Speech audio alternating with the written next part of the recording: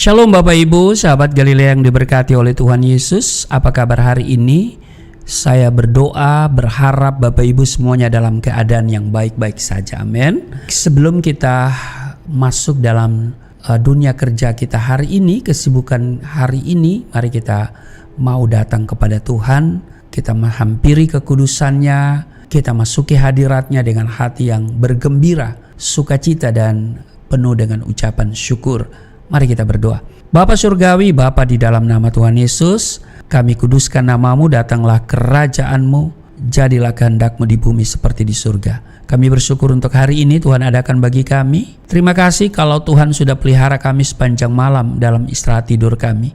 Dan hari ini sebelum kami masuki dunia kerja kami mau baca, dengar dan renungkan firman-Mu. Pengurapan Tuhan turun atas kami, buka hati pikiran kami, supaya kami mengerti firman-Mu, kami lakukan dalam hidup kami. Di dalam nama Tuhan Yesus kami berdoa mengucap syukur. Amin. Bapak Ibu, kembali kita akan lihat Filipi pasal 1 ayat 21. Karena bagiku hidup adalah Kristus dan mati adalah keuntungan.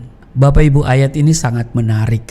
Banyak orang berpikir kalau saya ikut Tuhan, hidup saya pasti kaya. Kalau saya mengikut Yesus, semua masalah selesai. Kalau saya setia melayani, Tuhan pasti membuat saya langsung berhasil. Tetapi kenyataannya tidak selalu demikian, Bapak Ibu. Hari ini saya ingin bertanya kepada saudara, jika mengikut Tuhan Yesus membuat Anda kehilangan segalanya, apakah Anda masih mau mengikut Tuhan? Jika karena Tuhan Yesus Anda ditolak oleh keluarga, jika karena Tuhan Yesus Anda kehilangan pekerjaan, jika karena Tuhan Yesus Anda dipenjara seperti saya, apakah engkau masih mau mengikut Tuhan?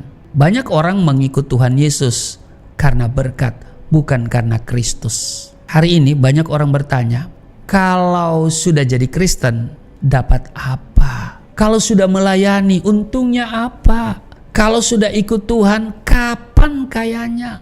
Padahal Tuhan Yesus tidak pernah berkata, ikut aku dan kamu pasti kaya. Tetapi Tuhan Yesus berkata, setiap orang yang mau mengikut aku, ia harus menyangkal dirinya, memikul salibnya, dan mengikut aku. Salib bukan simbol kenyamanan. Salib adalah simbol pengorbanan. Bapak Ibu, sahabat Galilea yang diberkati oleh Tuhan Yesus, saya ikut Tuhan. Oleh kesaksian saya dipenjara. Tetapi penjara tidak bisa memenjarakan iman saya. Rasul Paulus masuk penjara, Yusuf masuk penjara. Banyak orang percaya sepanjang sejarah mengalami penganiayaan. Namun anehnya, tubuh mereka dipenjara, tetapi iman mereka tidak bisa dipenjara. Mereka dirantai, tetapi sukacita mereka tidak bisa dirantai. Mereka dihina, tetapi kasih mereka kepada Tuhan Yesus tidak bisa dihancurkan.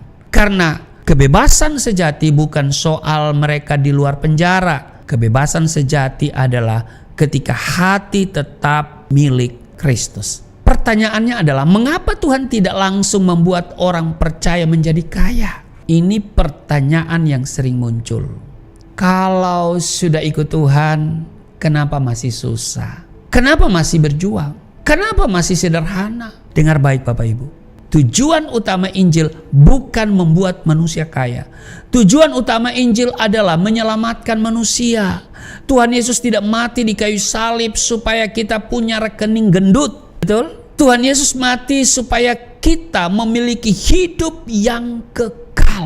Kekayaan bisa hilang, jabatan bisa hilang, popularitas bisa hilang, tetapi keselamatan dalam Kristus Yesus tidak akan pernah hilang. Amin. Karena itu Bapak Ibu, kesaksian terbesar bukan ketika kita kaya, tetapi ketika kita tetap setia. Ada amin. Semua orang bisa memuji Tuhan ketika rekeningnya penuh, iya kan? Tetapi tidak semua orang bisa memuji Tuhan ketika sedang kekurangan. Semua orang bisa bersaksi ketika doa dijawab. Tetapi dengar baik, tidak semua orang bisa bersaksi ketika doa belum dijawab. Iman yang kuat bukan berkata, aku percaya Tuhan karena Dia memberkatiku. Iman yang kuat berkata, sekalipun semuanya diambil, aku tetap percaya kepada Tuhan Yesus. Itulah yang dilakukan oleh Ayub. Ia kehilangan harta, ia kehilangan anak-anak, ia kehilangan kesehatan, tetapi ia tetap berkata, Tuhan yang memberi, Tuhan yang mengambil, terpujilah nama Tuhan. Bapak Ibu, mungkin Tuhan sedang membangun sesuatu yang lebih besar di balik setiap persoalan yang kita hadapi. Dan kadang kita fokus pada uang, tetapi Tuhan fokus pada karakter. Kita fokus pada kenyamanan, Tuhan fokus pada kedewasaan. Kita ingin hidup mudah, Tuhan ingin hidup kita berdampak. Ada orang yang kaya tetapi tidak mengenal Tuhan.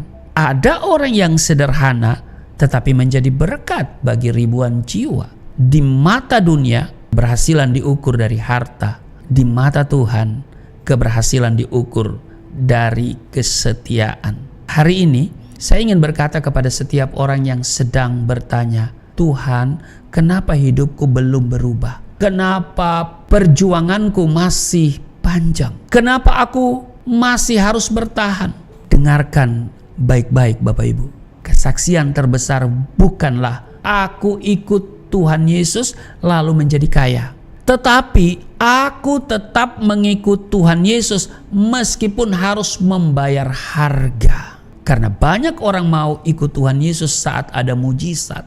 Tetapi sedikit yang tetap setia saat ada penderitaan. Banyak yang mau ikut Tuhan Yesus saat diberkati. Tetapi sedikit yang tetap setia saat sedang diuji. Saya sudah alami masuk penjara 4 tahun dan 6 bulan, memberitakan firman di dalam penjara di gereja. Saya masuk sel tikus karena memberitakan Injil di dalam gereja di rutan itu kepada narapidana dan tahanan dianggap pelanggaran. Khusus untuk saya, tidak berlaku bagi yang lain. Kenapa? Saya tidak tahu. Tapi yang pasti saya percaya semuanya ada maksud dan rencana Tuhan. Kalau hari ini Anda sedang berjuang, jangan ukur kasih Tuhan dari jumlah uang yang Anda miliki. Jangan ukur penyertaan Tuhan dari besar kecil rumah Anda. Jangan ukur kesetiaan Tuhan dari kendaraan yang Anda pakai. Ukurlah kasih Tuhan dari salib Kristus. Karena di kayu salib itulah bukti terbesar bahwa Tuhan tidak pernah meninggalkan kita. Dan jika hari ini Anda masih bertahan, masih berdoa, masih percaya, masih melayani, meskipun pernah ditolak, dihina, disakiti, atau mengalami penderitaan, maka ketahuilah itu bukan tanda Tuhan meninggalkan Anda. Itu tanda bahwa kasih karunia Tuhan sedang menopang Anda. Amin. Karena pada akhirnya kemenangan terbesar bukanlah menjadi kaya. Kemenangan terbesar adalah tetap setia sampai garis akhir. Dan ketika suatu hari kita berdiri di hadapan Tuhan, Dia tidak akan bertanya berapa banyak uangmu, tetapi Dia akan berkata, baik sekali perbuatanmu itu, hai hambaku yang baik dan setia. Amin. Tuhan Yesus berkati. Mari kita berdoa. Hari ini kami belajar bahwa Tuhan tidak pernah membiarkan dan meninggalkan kami. Sekalipun kami masih belum sukses, belum banyak uang, belum memiliki kendaraan yang bagus, belum memiliki rumah yang bagus, tapi kami memiliki kasih karunia Tuhan yang besar. Sebab tujuan utama Tuhan Yesus mati di kayu salib bukan supaya kami memiliki rekening gendut, kami hidup dalam kemewahan, tetapi keselamatan hidup kekal yang Engkau jamin. Sebab hidup yang sebenarnya bukan di sini, tetapi nanti setelah kami tinggalkan dunia ini. Terima kasih, biarlah kami tetap memiliki iman sekalipun dan bukan iman kalau. Terpujilah Engkau, berkati seluruh sahabat Galilea dalam seluruh tugas kerja hari ini. Perlindungan Tuhan sempurna bagi mereka, berkat Tuhan tersedia bagi kami semua. yang sakit sembuh, yang letih, lesu, berbeban berat diberikan kelegaan, yang lemah dikuatkan. Di dalam nama Tuhan Yesus kami berdoa dan mengucap syukur. Amin.